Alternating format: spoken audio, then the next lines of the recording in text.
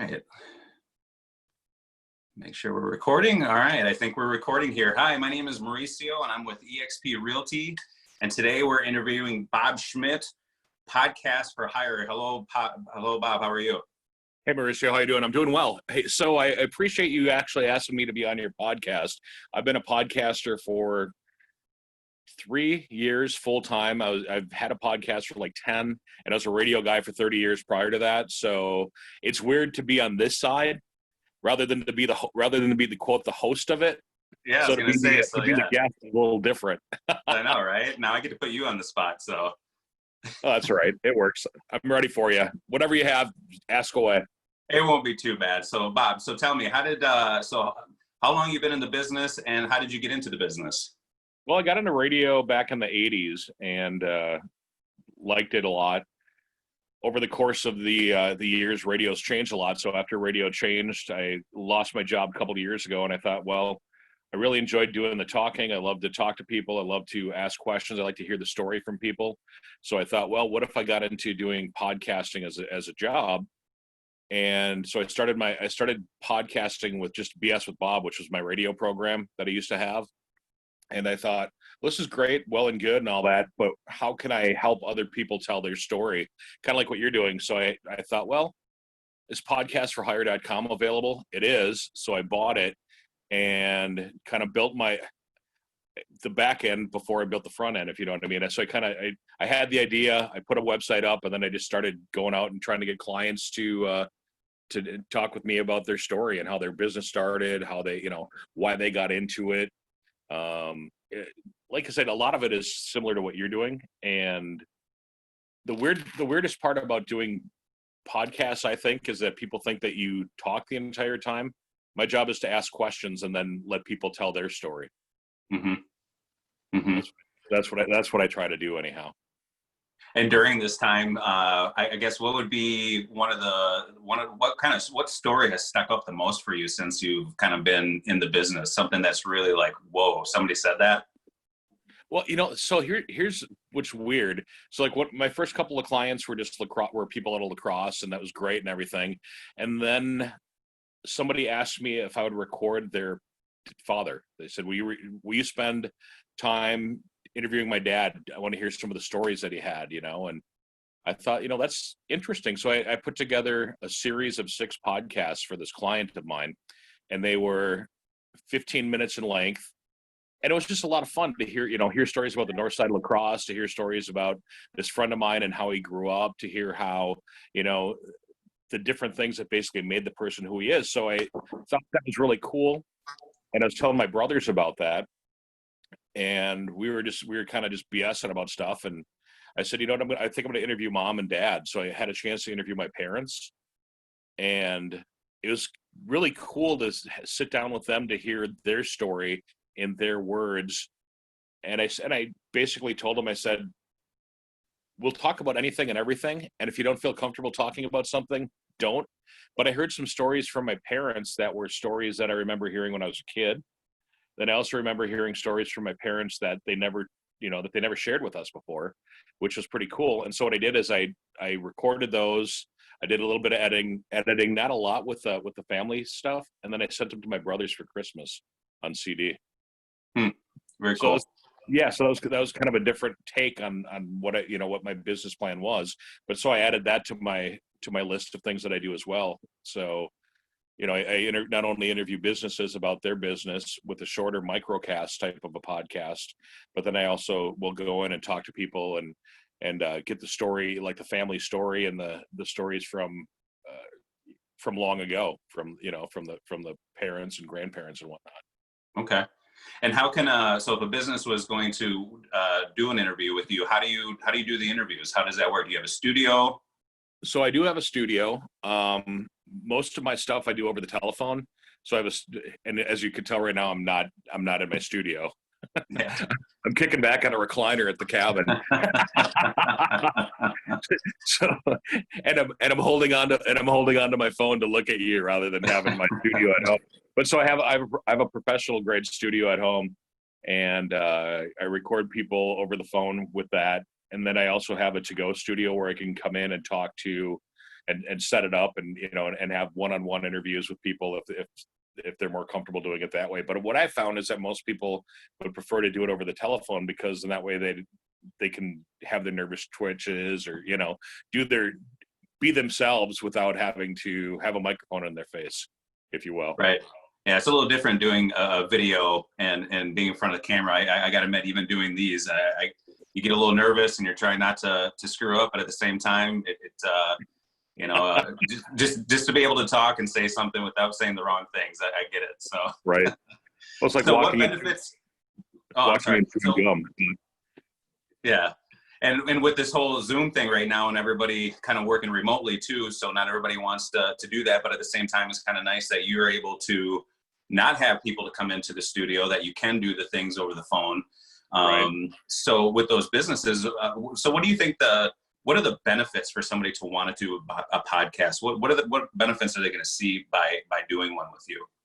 Well, I think, Mauricio, that the biggest benefit that most companies get is the chance to tell their story in their own words, and they're in control of what is being said. Because a lot of times, if somebody comes in, let's say that a writer comes in and writes a story about you, it's basically their perception of what's going on. If you're telling me a story in your words, you will be able to elaborate on the things that you want to talk about. You'll be able to tell the different points. Let's say if you're talking to me about a house, when you're selling me a house, I go to you to buy, and you're not going to just say that it's a wood framed home. You're going to go in and you're going to say, well, it's got this lovely carpet, and it comes to the appliances, and you can look at the windows are double or triple planed, and so you're able to tell more about the story, which will help you in turn get new clients, will help you to grow your business and to be in control of what the message that you want to have heard is. Mm-hmm. And telling that story is huge. I mean, to being able to talk about how you got in a business, where your passions are coming from. So then kind of leading up to this question. So was radio like a passion that you grew up as a kid that you thought, I got to get into this? Or was it something that just kind of hit you one day and was like, I'm going to get into radio? So it's so funny. I remember I was 5 or 6 years old, and I was at a rummage sale, and I bought a radio for $0.25. And I remember listening to it was 63 KDWB. It was an AM station up in the Twin Cities, and I remember thinking, how in the hell are people coming out of how can I hear this stuff coming out of this? And I'm like, this is something I thought was really cool. Mauricio, the first job that I had that paid me was 63 KDWB. So I bought that radio, and my first radio job when I was 18 or 19 years old was at the radio station that I listened to when I was a little kid, which I thought was pretty cool. It is very cool. No, it's kind of, it's awesome that you can still be in the profession that you've been in for a long time and have that passion for it and still keep doing it, which is great. Right. Yeah. I don't. The one thing about the nice thing about a podcast too is that, I mean, we scheduled this. We're able to do it. Well, I was late, so I apologize for that. But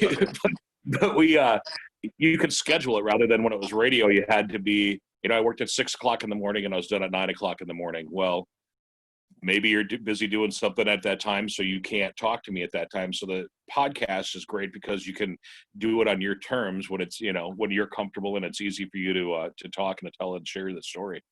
Mm-hmm. Mm-hmm.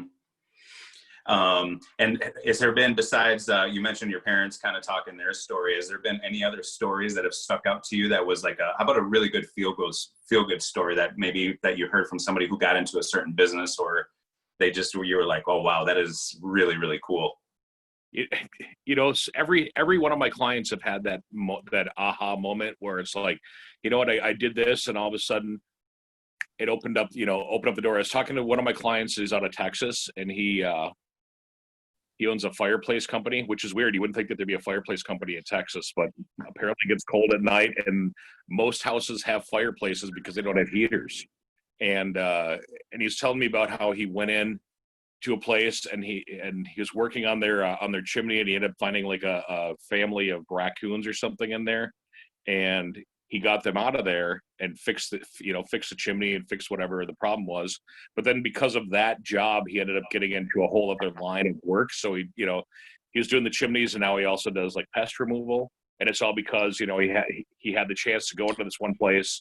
This thing happened, and, he was able to grow his business just based on the fact that he was out there doing what he loved doing, finding another problem, another niche or whatever, and then taking that over and running with it and going full speed ahead, which is very neat.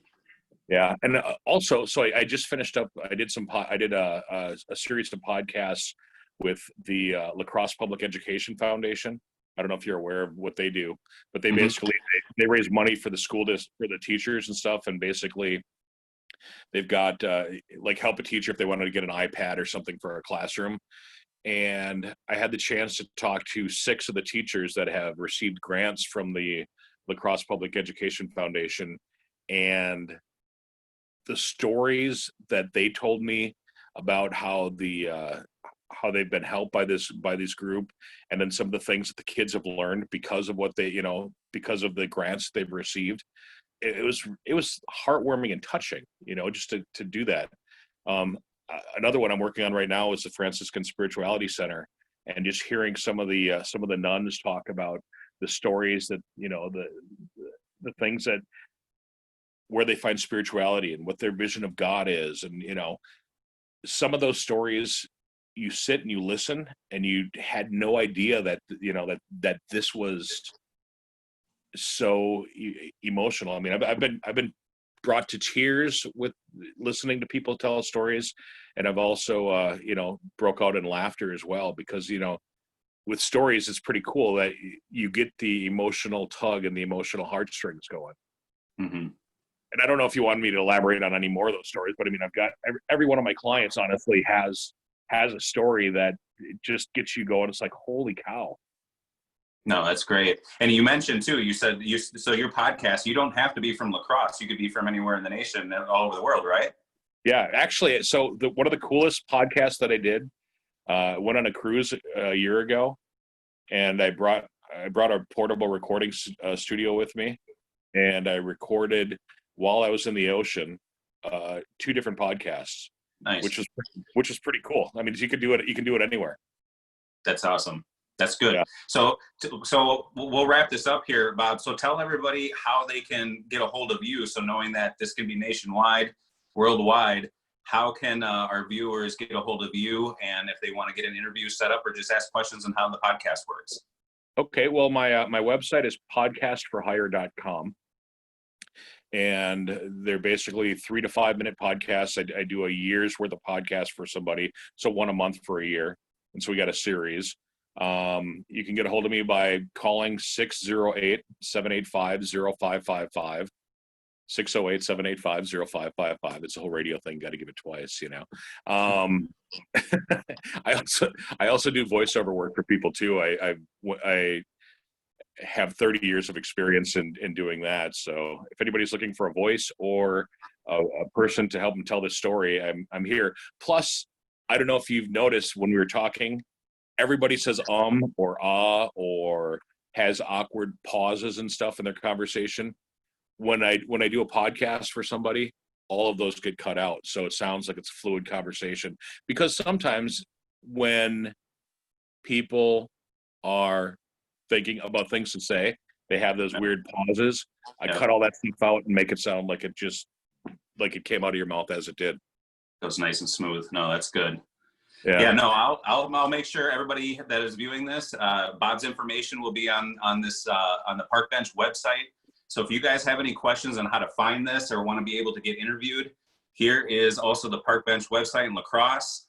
All of Bob's information will be on the website as well, with some transcripts of what we talked about here today. So Bob, hey, thanks a lot, man. I really appreciate you taking some time to talk today about your podcast for hire. And you have a good day, man. Thanks, you too, Mauricio. Appreciate you reaching out. Thanks a lot, man. Thanks a lot.